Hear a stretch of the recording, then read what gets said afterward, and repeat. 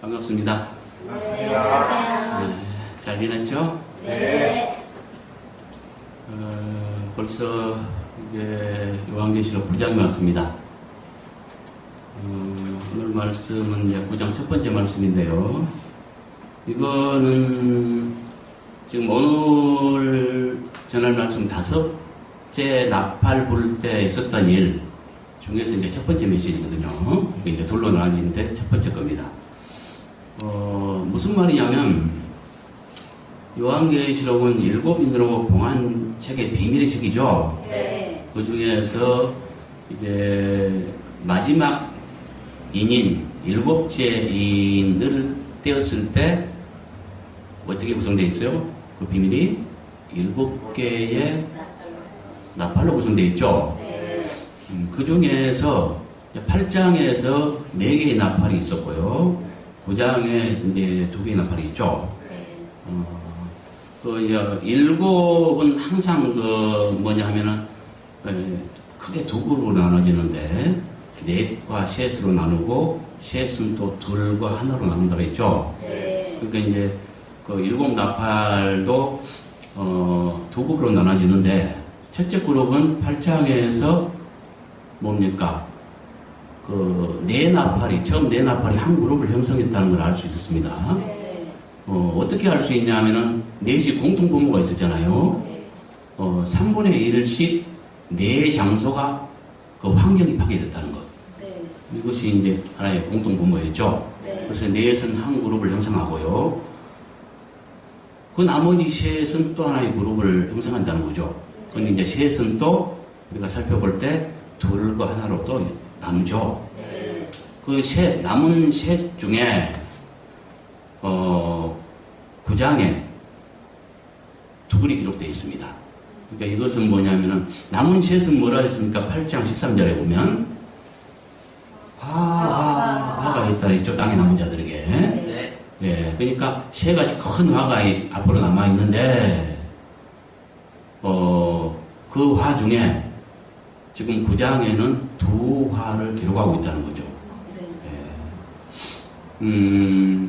처음 나팔로 인한 화는 뭐였습니까?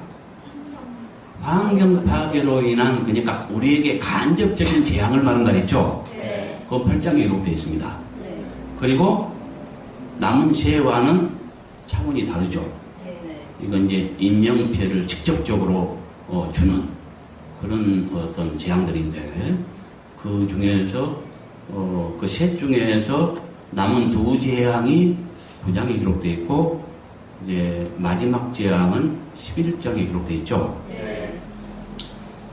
그 2 재앙 중에서 지금 5째 나팔로 인한 남은 셋 중에 첫 번째, 지금 이걸 한다는 거죠. 네. 이해갔죠? 네. 예, 그래서 이 제목이 뭐냐면, 둘째 그룹의 남은 세 화들 중 5째 나팔 볼 때 있을 첫째 화로서 황충들로 상징된 장갑차 부대의 생황 무기로 인한 재앙, 이걸 말합니다. 좀 어렵습니까? 하다 보면 이제 이해하게 돼요. 네. 본문 읽어보겠습니다. 5째 천사 나팔을 불매 내가 보니 하늘에서 사방에 떨어진 별 하나가 있는데, 그가 무적의 열쇠를 받았더라. 저가 무적의 열려니 그 구멍에서 큰 화의 연기 같은 연기가 올라오매, 해와 공기가 그 구멍의 연기로 말미암아 어두워지며, 또 함승이 연기 가운데로부터 땅 위에 나오매, 그들이 땅에 있는 전갈의 권세와 같은 권세를 받았더라. 그들에게 이르시되, 땅에 풀이나 푸른 것이나 각종 수목을 하지 말고 오직 이마에 하나님의 인침을 받지 아니한 사람들만 해하라 하시더라. 그러나 그들을 죽이지는 못하게 하시고 5달 동안 괴롭게만 하게 하시는데, 그 괴롭게 하는 전갈이 사람을 쏠 때 그런가 같더라. 그날에는 사람이 죽기를 바라도 죽지 못하고 죽고 싶으나 죽음이 그들을 따르리라. 아멘. 무엇 같아요? 참 이해할 수 없는 말들을 하죠. 네. 예. 그래서 요한계시록은 이제 전체가 어렵습니다. 전체가 상징의 책이고 이건 하늘에서 주지 않으면 받지 못하는 너무너무 어려운 책이요. 또 성도들은 깨우치기 매우 어려운 책입니다. 이제 어려운 책이지만 오늘 이제 이 시간이 지나면은 또 이것이 무엇을 말하는지 알게 될 겁니다. 먼저 이제 순서를 따라서 유인하듯이 언어 비교를 먼저 해보겠습니다. 나팔을 불매 여기는 과거 시제입니다. 그래서 나팔을 불었을 때 이렇게 했고요. 보니 이거는 왔더니 이렇게 했습니다. 불매 여기는 과거 시제죠. 네. 그 다음에 보니 봄에 여기는 과거 시제죠. 네. 그 다음에 2절 여기 올라왔고 여기도 과거 시제고요. 어두워졌으며 여기도 그렇죠. 그냥 확인 안 해도 좀 믿으세요. 네. 예. 그 다음에 이제 황충이 여기는 복수입니다. 그래서 황충들로 했고요. 나옴에 여기도 과거 시제이기 때문에 나왔는데 이렇게 했고요. 여기 정갈은 복수입니다. 그래서 정갈들로 했고요. 그 다음에 그들에게 이르시되 했는데 여기는 이르되하고 존칭을 오히려 안 했죠. 네. 여기는 존칭됨이 합당치가 않습니다. 왜 그러냐면 여기서 그들이 누군가를 살펴봐야 돼요. 그리고 그들은 누구냐면 5에서 말한 황충들을 말합니다. 이 황충은 뭘 지금 말하냐면 황충은 메뚜기를 말하죠. 그 메뚜기과에 속한 근데 메뚜기라고 생각하십시오. 네. 이거는 지금 어떤 상황이냐면 2000년 전에 이렇게 이 물질 문명 세계를 전혀 모르는 마치 부친행과 같은 요한에게 2000년 후에 있을 일을 보여주신 겁니다. 네. 전쟁 상황을 보여준 겁니다. 네. 그러니까 여기서 지금 그 황충들로 지금 말하고 있는데 이 황충은 뭘 말하냐면 장갑차를 말합니다. 장갑차 부대를 말하죠. 네. 나는 이걸 이제 계시로 주님께서 알려주셨기 때문에 확실히 알고 있습니다. 이런 것은 이것이 장갑차다 이렇게 단정적으로 말할 수 있는 이유는 주님의 분명한 계시를 받았기 때문입니다. 그렇지 않으면 누가 이렇게 상상으로 말할 수가 없죠. 네. 그래서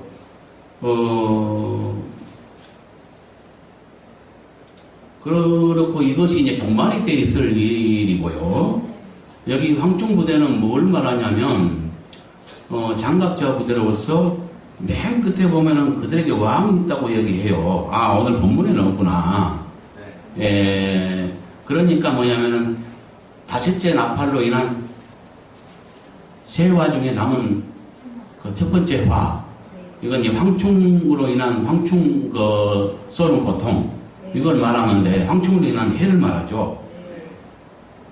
이건 이제 두 메시지로 나눠지는데 그 제일 끝에 있습니다. 그들에게 왕이 있으니 그 이름은 바블론이라고 이제 이야기하고 헬라어로 또 두 가지로 말하죠. 네.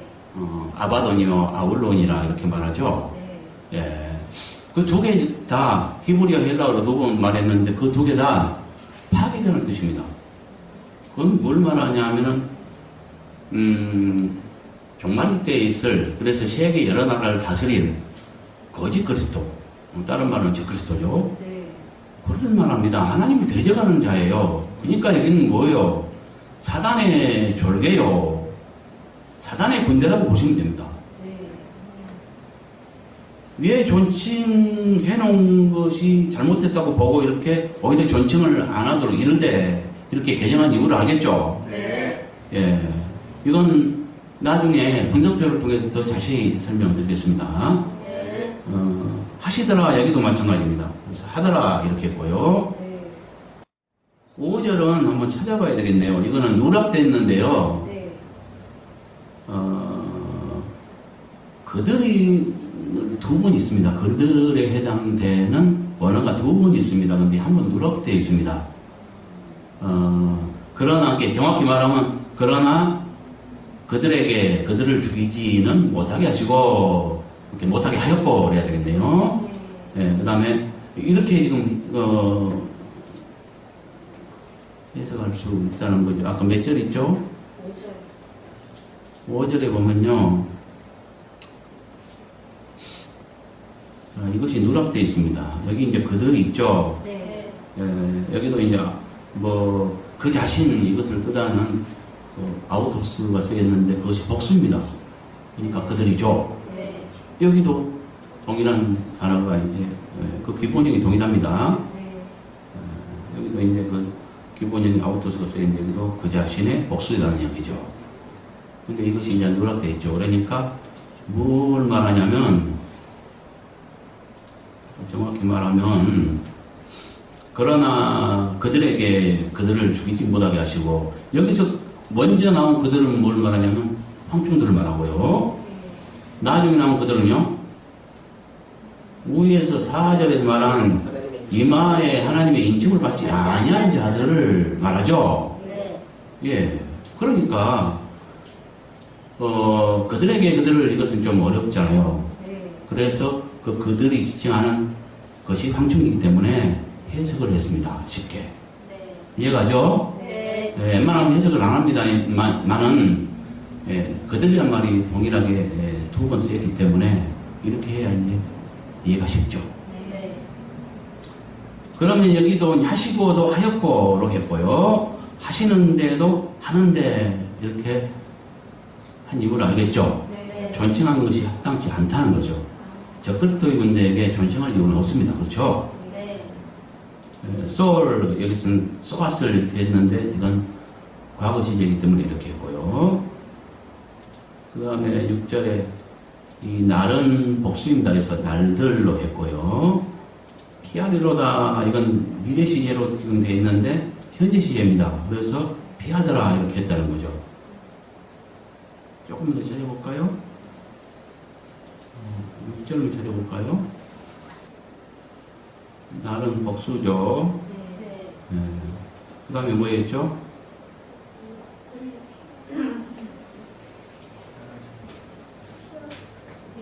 그냥 피하려다. 현재 시제죠? 네. 더 피하다의 현재 시제입니다. 그래서 그렇게 했다는 거죠. 분석 한번 해보겠습니다. 네. 1절에 다섯째 천사가 나팔을 불었을 때 내가 보았더니 하늘에서 땅에 떨어진 별 하나가 있는데 그가 무적행의 열쇠를 받았더라. 이것은 다섯째 나팔을 불었을 때 요한이 보았던 것으로서 여기까지 맞죠? 네. 현대 문명을 모르는 요한이 비행기에서 투하된 폭발물이 폭발하여 구덩이가 파인 것을 환상으로 보고 추측하여 한 설명. 뭔 말이냐면 지금 여기서는 이 말들이 다 이해가 안 갈 겁니다. 폭발물이 폭발했다 이런 말을 밑에서 보면 알 수 있어요. 분명히. 네. 근데 여기서는 아직 이런 감이 있는데 왜 이 말을 썼냐면 저가 무적행의 열쇠를 받았더라. 이것이 추측이에요. 이 말만 딱 띄워놓고 보면은 이해가 잘 안 가는데 밑에 보면 이제 이해가 갑니다. 네. 그가 무적행을 여니 누가 열었어요? 그가. 여기서 그는 별이 연 거예요. 하늘에 떨어진 별. 그렇죠? 네. 이렇게 상징이라는 걸 알 수 있죠. 네. 예, 별이 어떻게 열쇠를 받아와서 지옥 열쇠를 엽니까? 여기서 무적행이라고 하는 것은 이제 원어로 아비소스가 쓰였는데 그것은 끝도 갓도 없는 어두운 개.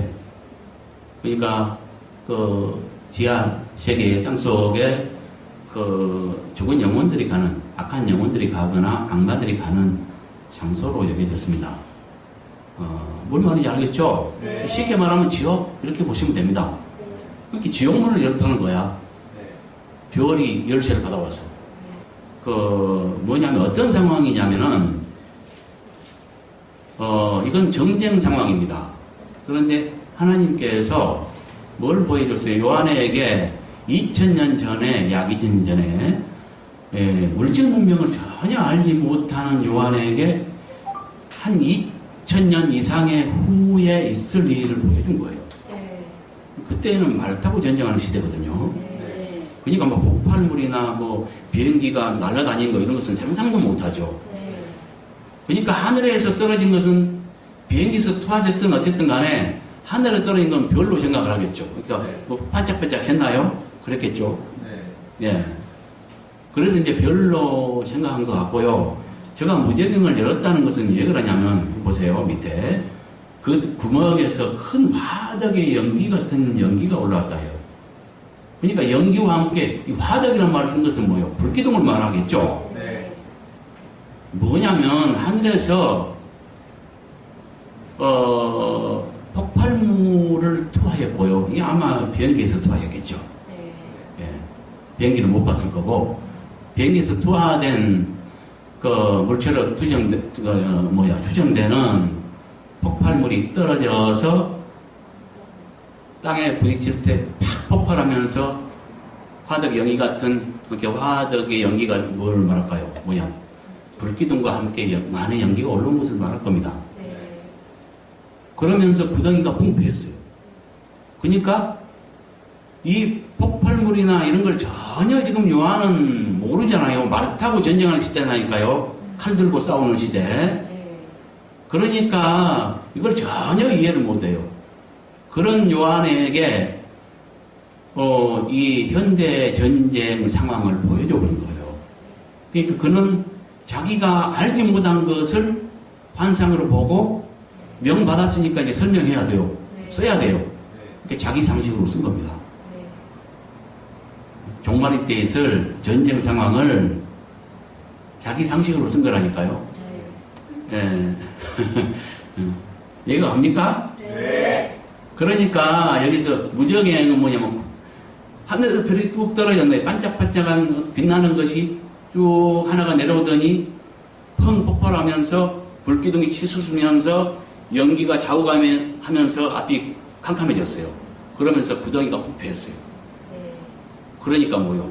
불기둥이 치솟고 연기가 나오고 하니까 지옥 문 열었네. 이렇게 착각을 한 거예요. 네. 요한은 그렇게 생각을 하고 이제 써나가기 시작한 거죠. 자기 상식으로. 네. 예. 그래서 별 하나가 하늘에서 떨어졌는데 무적행 열쇠를 받았더라. 그래서 열쇠로 무적행을 넣으니까 구덩이가 풍패이고 불과 함께 연기가 치솟았다. 이렇게 말한 거라는 이야기죠. 그래서 그 연기로 인해서 어두워졌다. 네. 무슨 말인지 알겠죠? 네. 그 다음 3절 또 다른 사건이네요. 황충들이 연기 가운데로부터 땅 위에 나왔는데 그들이 땅에 있는 정갈의 권세와 같은 권세를 받았더라. 이 말은 폭발물이 터져 자욱했던 연기가 거치면서 달려오는 장갑차들이 갑자기 드러난 모습을 보고 황충들이 무적행에서 나왔다고 추측해야 한 설명. 황충은 장갑차를 말합니다. 네. 얘네가 이렇게 단정적으로 말할 수 있냐면 주님의 계시를 받았기 때문입니다. 이 예에도 이제 또 계시로 풀어나가면서 많은 계시들을 받았는데요. 이거는 인간의 머리로는 해결 불가능한 책입니다. 그래서 이제 종말의 때가 가깝기 때문에 이것을 공개해야 될 때가 되니까 주님께서 이제 나같이 또 부족한 자를 들어서 쓰시네요. 그래서 어쨌든 지금 이걸 해나가고 있는데 이렇게 단정적으로 말할 수 있는 것은 주님께 가르침을 받았기 때문에 말할 수 있는 겁니다. 이 황충은 장갑차를 말하는데 그 모양도 장갑차하고 비슷하게 생겼습니다. 장갑차 사진 한번 검색해서 한번 찾아보세요. 그 장갑차가 앞부분도 이렇게 비스듬하게 생겼죠. 이렇게 사각 어떤 모양으로 됐는데 이렇게 비슷하게 돼 있잖아요. 그 메뚜기 모양의 그 메뚜기 얼굴 앞면에서 이렇게 딱 본 모습과 한번 비교해 보세요. 비슷해요. 그렇고 또 하나는 메뚜기라고 말한 이유 또 하나는 이 장갑차 부대가 이렇게 쭉 지나가면은 그 무한궤도 바퀴 있죠? 쇠발통. 그게 지나가면은 농작물이 남아나지 않습니다. 아마 그것을 생각할 수도 있겠죠. 저도 이제 전에 철원 근처, 포천하고 철원 경계에서 많이 살았는데, 한 번씩 이제 그 훈련을 하면은 탱크 부대가 많이 지나가고 뭐 하거든요. 탱크도 이제 뭐 무한궤도 바퀴가 있죠. 물론,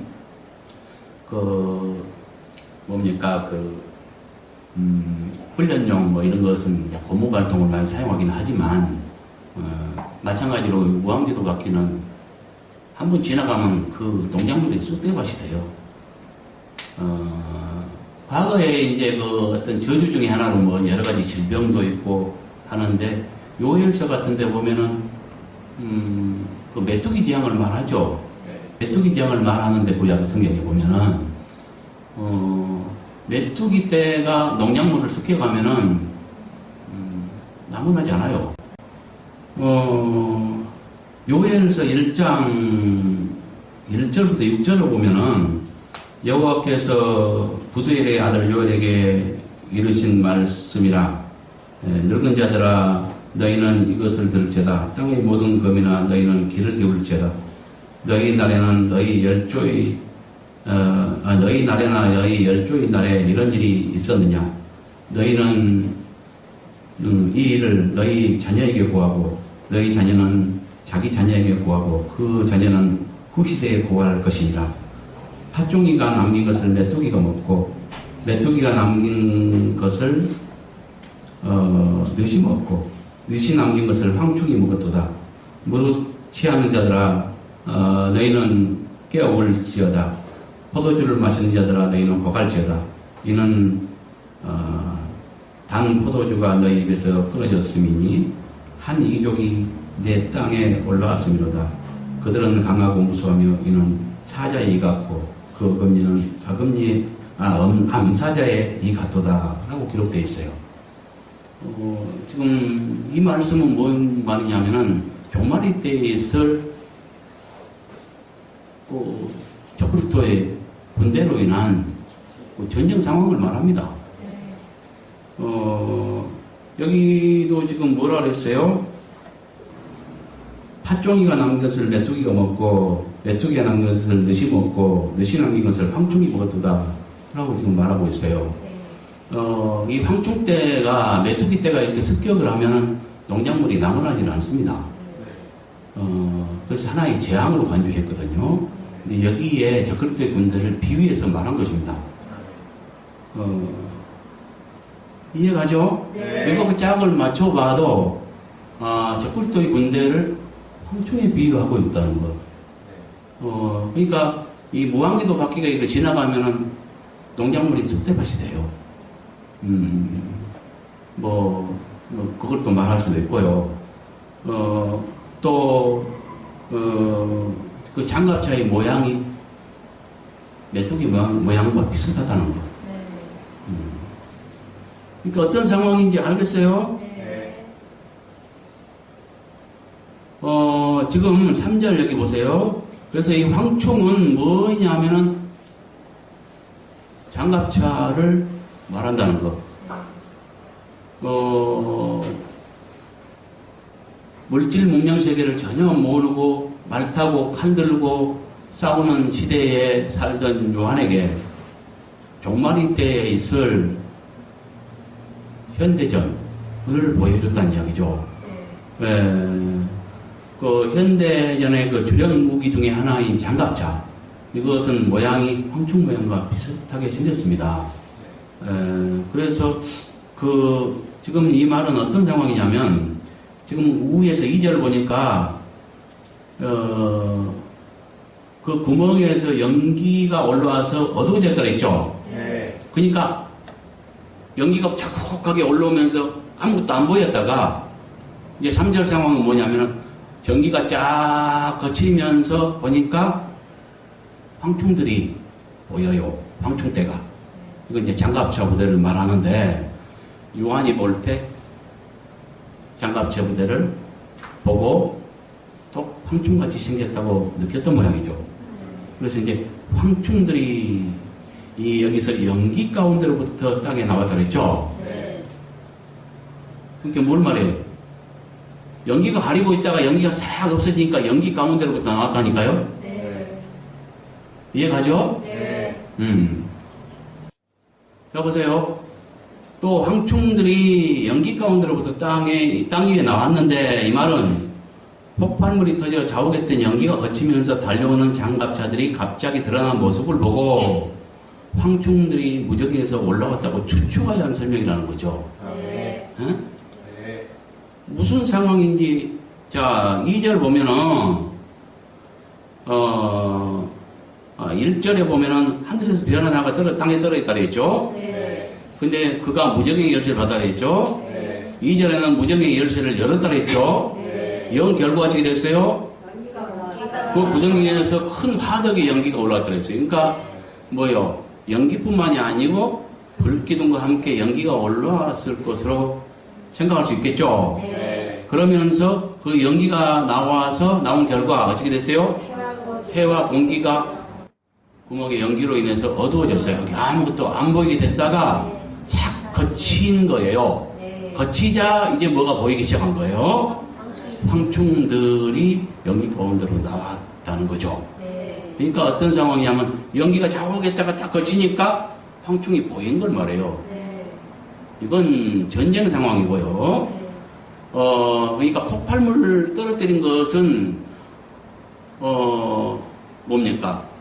여기 적그리스도 이 황충 부대는 장갑차 부대를 말하는데 이것은 그들에게 왕이 있으니 아바돈이와 아볼론이라고 말하잖아요. 네. 그건 파괴자를 말합니다. 그러니까 그것은 적그리스도를 말합니다.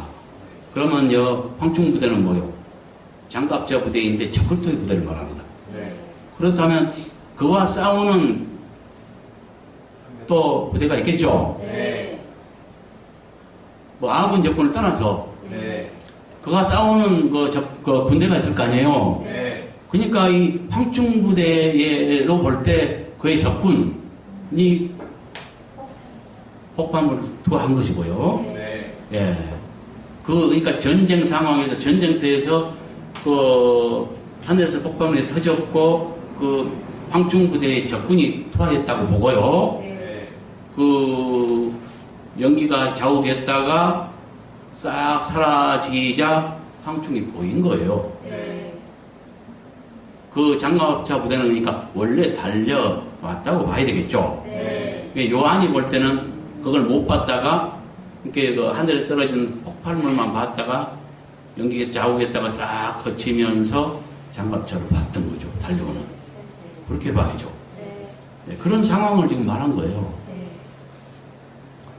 그들이 땅에 있는 정갈들이 권세와 같은 권세를 받았더라. 이것은 장갑차 부대에 그 설치된 포탄의 이력을 말한다고 봐야 되겠죠. 네. 예, 그걸 말합니다. 네. 그 3절은 뭐예요? 이 둘을 합한 것. 그러니까 폭발물이 터져서 자욱했던 연기가 거치면서 달려오는 장갑차들이 갑자기 드러난 모습과 그 포탄의 이력에 대한 설명을 하고 있다는 거죠. 네. 이해갔죠? 네. 그 다음에 4절 그들에게 이르되 땅에 풀이나 푸른 것이나 각종 수목은 해하지 말고 오직 이마에 하나님의 인침을 받지 아니한 사람들만 해야 하시더라. 이 말은 뭔 말이냐면 굉장히 어렵습니다. 황충으로 상징된 장갑 부대의 왕이 그 부하들에게 내린 명령으로서 이걸 인식해야 합니다. 네.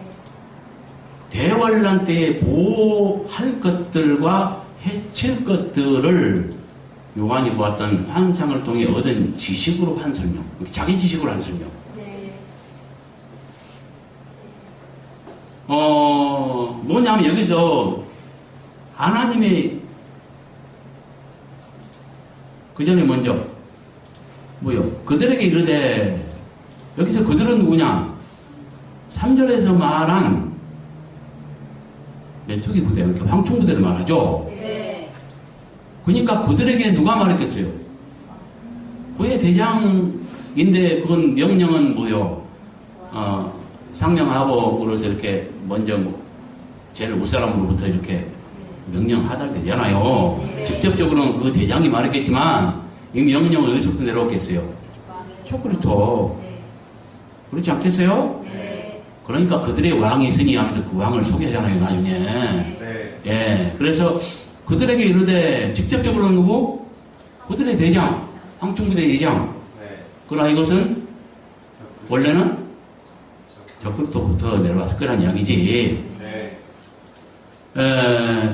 땅의 푸른 풀이나 푸른 것이나 각종 수목은 해하지 말고, 이건 뭐예요? 보호할 것. 네. 그렇죠? 네. 자연 보호하라는 거예요. 쓸데없이 이것저것 파괴하지 말고, 왜 그러냐면 여론도 악화되고 안 좋잖아요. 네. 그럼 궁지에 물릴 수도 있잖아요. 그래서 요즘은 뭐요? 민간인들도 잘 안 죽여요. 네.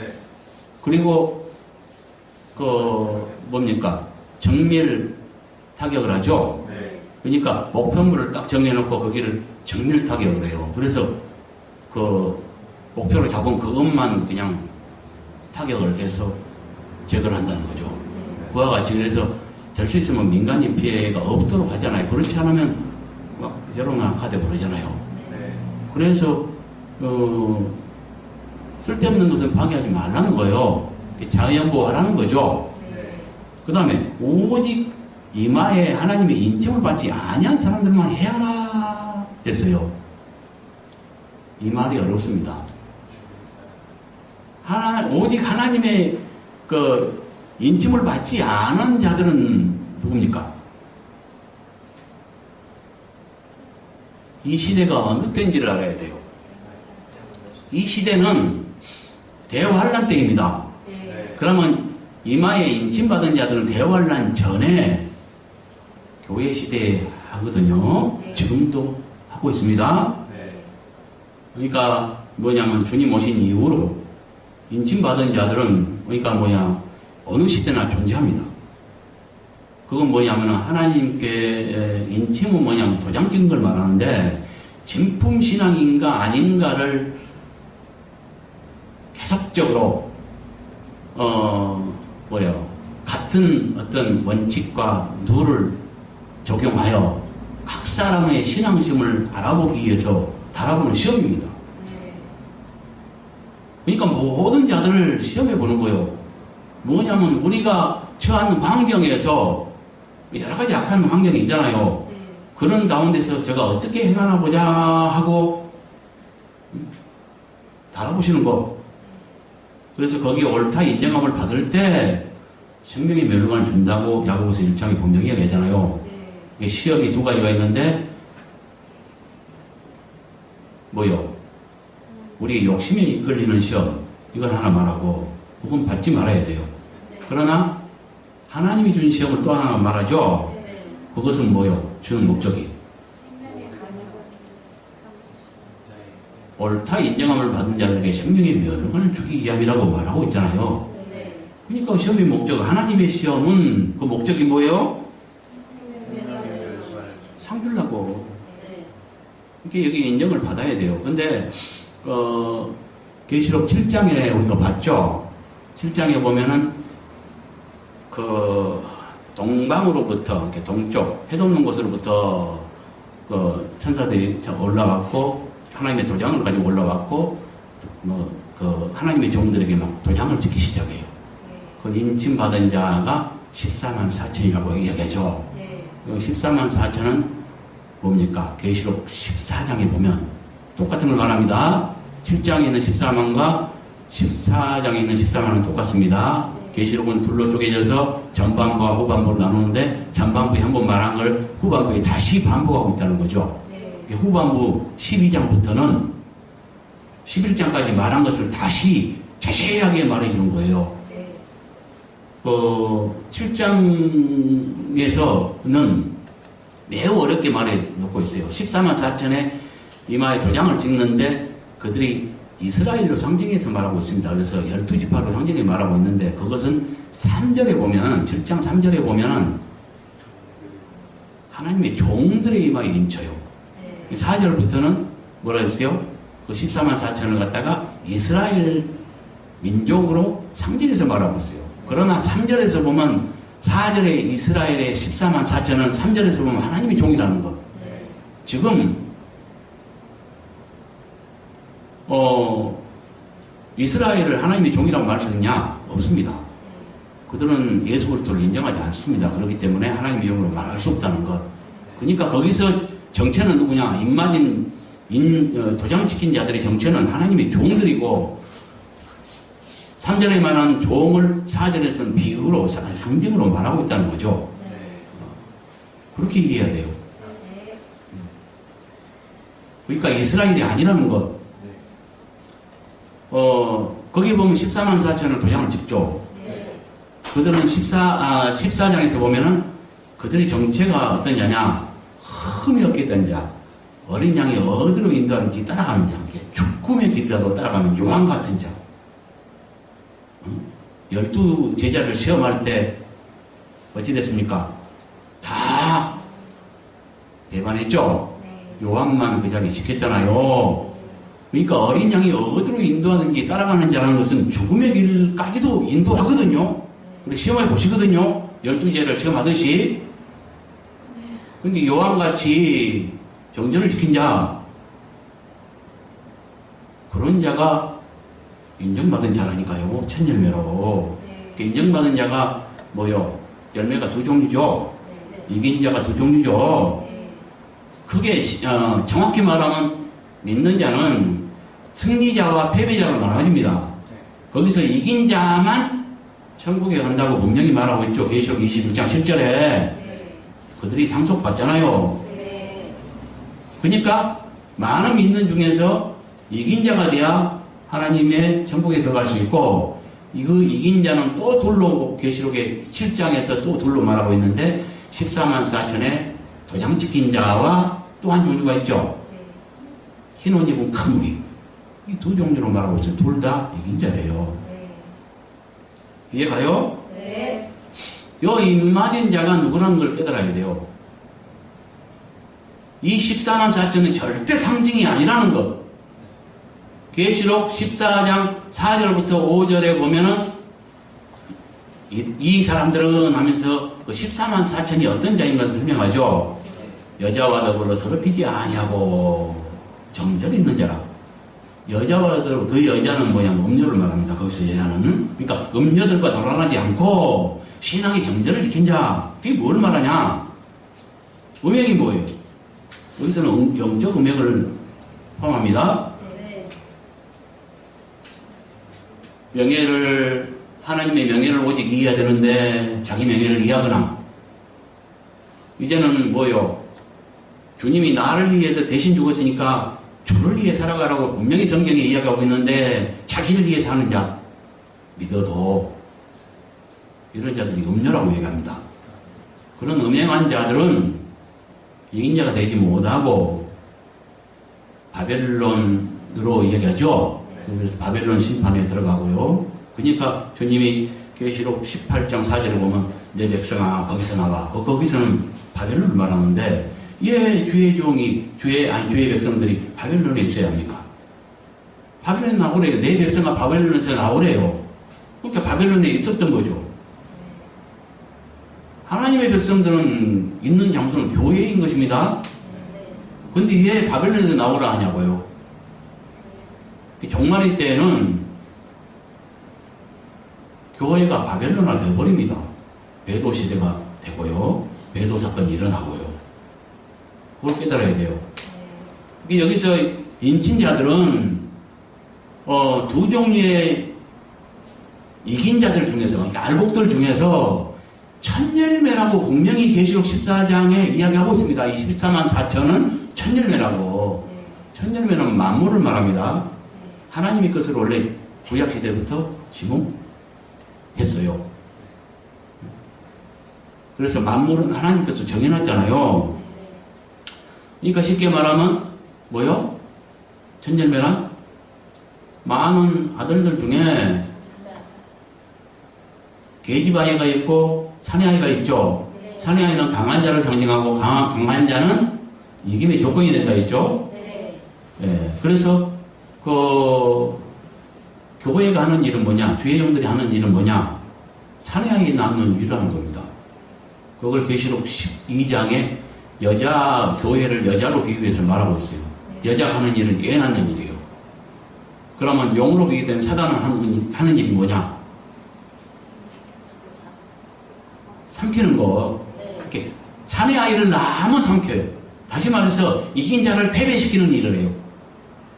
우리가 좀 세상을 버리고 이제 승리할 낮추면 사단이 꼭 와서 그 기쁨을 다 뺏어버립니다. 어떻게든. 그게 사단의 일이기 때문에 그래요. 그러니까 뭐냐면은 그 용과 여자의 관계로 비유해서 말하고 있는데 거기서는 해석해보면 교회와 사단과의 관계를 말하고 있어요. 교회는 하는 일이 뭐요? 강한 자, 이긴 자, 사내아이 낳는 일을 하고 있고, 그 다음에 사단은 삼키는 일을 하고 있고, 마침내 이길 때 그 남자가 하늘로 올라가고요. 그 다음에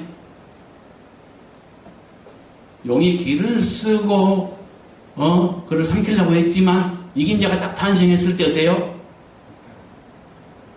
하늘에서 미가엘 군대가 들고 일어나서 사단을 땅으로 내줬죠. 이 사단이 이제 공중고지 잡은 자로 있다가,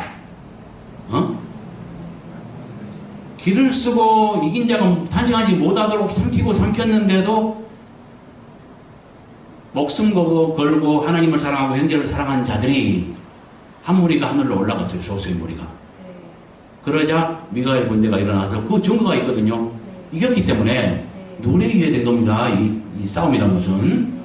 그래서 영적 싸움에서 이겼기 때문에 이제 사단을 갖다가 하늘에 전쟁이 있고 사단을 땅으로 내쫓게요.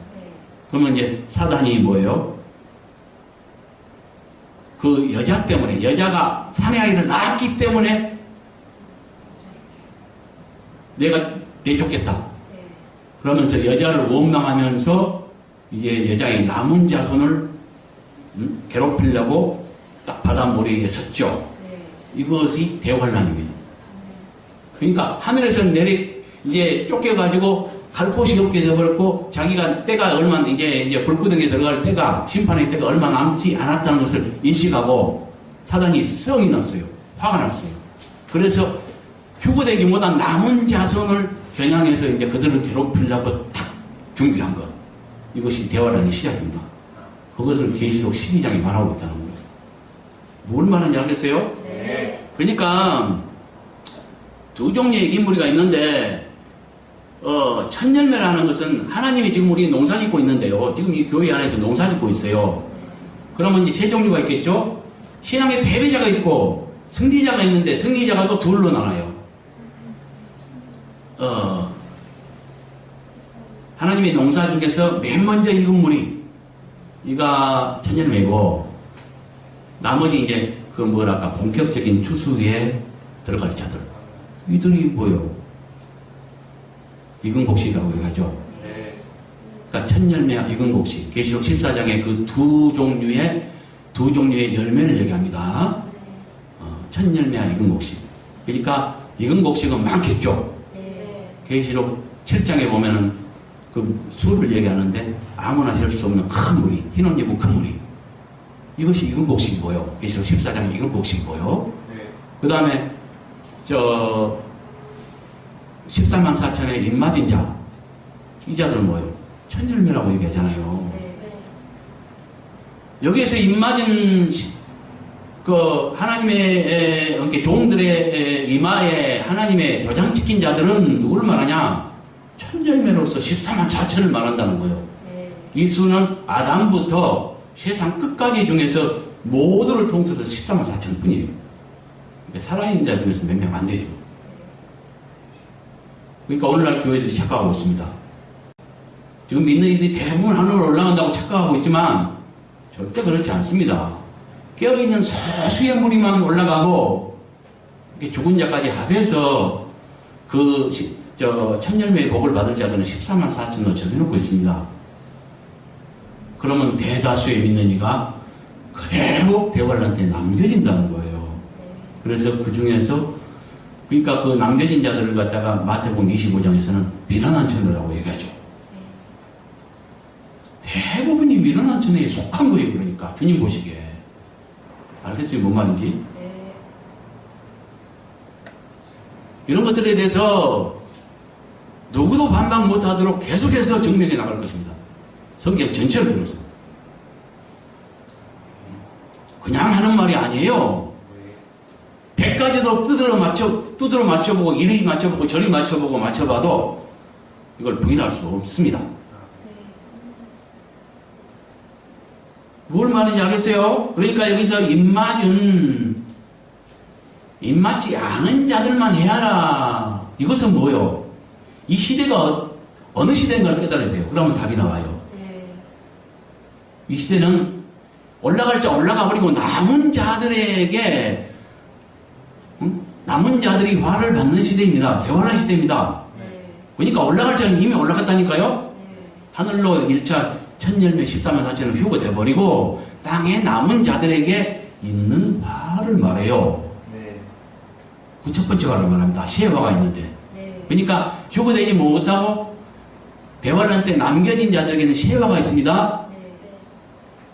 그 중에 첫 번째 화. 황충으로 상징된, 그러니까 황충으로 설명되지요. 그렇겠죠? 요한이 착각해서 말한 거니까 상징이 아니라 황충으로 설명된 장갑차 부대의 공격으로 이런 것이라는 거죠. 이 시대가 뭐요? 대환란 때니까 여기서 이마에 하나님이 입맞지 아니한 자들만 해야라. 이 말은 그 남겨진 모든 자가 대상이라는 말과 같은 거예요. 이해가죠? 그러니까 이 말은 역으로 어떻게 생각할 수 있냐? 이마에 하나님의 임침을 받지 아니한 사람들만 해야라. 이 말은 그 땅에 남은 모든 자가 대상이 된다. 이 말이기도 하고, 역으로 입맞은 자들은 이미 올라갔어요. 그러니까 그들은 제외된다. 이 말이기도 합니다. 이제 이해했습니까? 이렇게 이해하시기 바랍니다. 그 다음에 그러나 황충들에게 그들을 죽이지는 못하게 하였고 5달 동안 괴롭게만 하게 하는데 그 괴롭게 함은 정갈이 사람을 쏘았을 때 괴롭게 함과 같더라. 이것은 뭐냐? 황충으로 상징된 상징된 아니라 설명된 이렇게 합시다. 장갑차 부대에게 허락된 권세로서 이마에 입맞지 못해 대환란 때 땅에 남겨진 자들이 받을 생화무기의 특성에 대한 상징적 설명. 이렇게 정했습니다. 생화무기. 이번에 여러분 뉴스 봤으면 알 거예요. 탄저균이 잘못 배송돼가지고 미국의 국방부에서 택배가 잘못돼가지고 탄저균을 세계 여러 나라에 발송돼버렸죠. 그랬잖아요. 봤어요? 안 봤어요? 깊이는 말 안 할게요. 아무튼 좀 민감한 사항이기 때문에. 근데 뭘 말합니까 이게? 그러니까 적은 비용으로 많은 사람들을 그러니까 그 적군에게 큰 타격을 입힐 수 있는 것. 이건 방법이죠, 하나에. 그러니까 뭐냐면 어떤 전염병을 터뜨리고 이래가지고 적을 무력화시켜버리는. 그러니까 일순간에 그냥 어떤 폭발물을 터뜨려서 수많은 사람을 죽일 수도 있지만 죽이지는 않고 살상은 하지는 않되 고통만 주는 이런 무기. 그걸 말한다는 거죠. 1위 보유국이 러시아하고 2위 보유국이 미국 같은데요. 그리고 3위가 북한이라고 나와 있더라고요. 이거 터지면은 뭐요? 이 나라도 상당히 문제가 있겠죠. 근데 이제 이건 유엔에서 이거는 그 비인도적이라 해서 이렇게 오다도로 금하고 있는 무기예요. 근데 뭐 당장 급하면 그걸 뭐 지킵니까? 그러니까 이것은 뭘 말해요?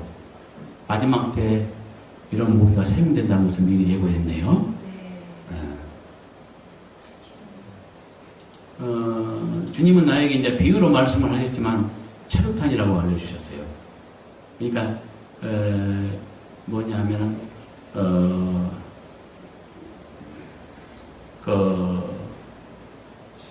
넓게는 차루탄부터 해서 생화학 무기까지를 포함한다고 봐요.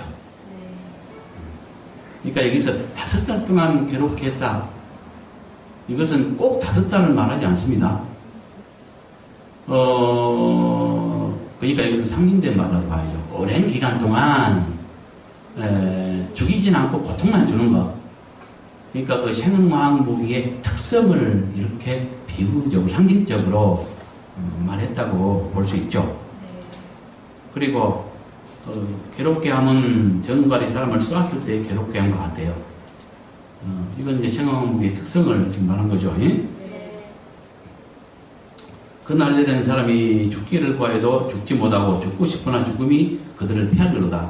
이것은 이마에 입맞지 못해 대환란 때 휴거되지 못하고 땅에 남겨져 대환란 시대에 생화학 무기의 공격을 받아 고통하는 자들의 심정이 어떤가 이거에 대한 설명을 말한다고 봅니다. 그러니까 그들의 심정이 어쩌냐면 너무너무 괴롭기 때문에 막 죽고 싶고 죽기를 구할 정도라는 거죠. 그러나 쉽게 죽을 수도 없고 이럴 수도 없고 저럴 수도 없는 그런 어떤 상황을 이렇게 설명한 것이 아닌가 이렇게 추정할 수 있습니다. 그렇겠죠? 네. 예. 그러니까 이걸 어떻게 생각하냐면 부시맨이라는 영화가 있었죠. 네. 그 물질 문명을 전혀 모르는 그 사람이 그 시간을 초월해 가지고 물질 문명을 접하게 되고 그것을 전혀 이해를 못하는 상황. 이걸 이제 영화로 그린 건데 나는 영화를 이제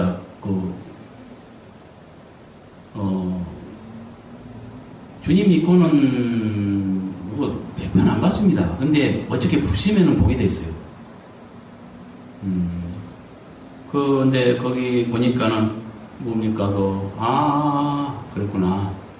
영어를 별로 안 좋아하는데 왜 보게 됐냐면 학교에서 봤네요. 학교에서 단체로 그걸 봤는데 그러더군요. 콜라병을 가지고 굉장히 막 신기하대요. 응? 콜라병이 신기한 거야. 그 부심에게는. 그거 얼마나 웃겨요. 우리에게는 아무것도 아닌데 당연한 건데. 그 뭡니까 변기에 물이 이렇게 고여 있으니까 그걸 가지고 막 신기하면서 가지고 놀죠. 이런 상황. 그러니까 이 요한은 지금 현대 전쟁에 대해서 전혀 모르는 상태, 그러니까 그런 지식이 전혀 없는 거죠. 그런 상태에서 이걸 보여줬단 말이에요. 그래서 자기 지식으로 설명한 것이다. 이러면 이제 이해가 갈 겁니다. 무슨 말인지 알겠죠? 네. 네. 그래서 이것들을 다 합하면 오늘 본문은 뭘 말하냐? 둘째 그룹의 남은 세 화들 중 5째 나팔 불 때 있을 첫째 화로서 황충들로 상징된 장갑차 부대의 생화학 무기로 인한 재앙을 말한다는 겁니다. 네. 이해갔습니까? 네. 예, 아직 끝났단 말도 안 했는데 누가 박수 쳤어요? 굉장히 바라고 원하는 모양인데, 예, 그래요. 이렇게 마치겠습니다. 네.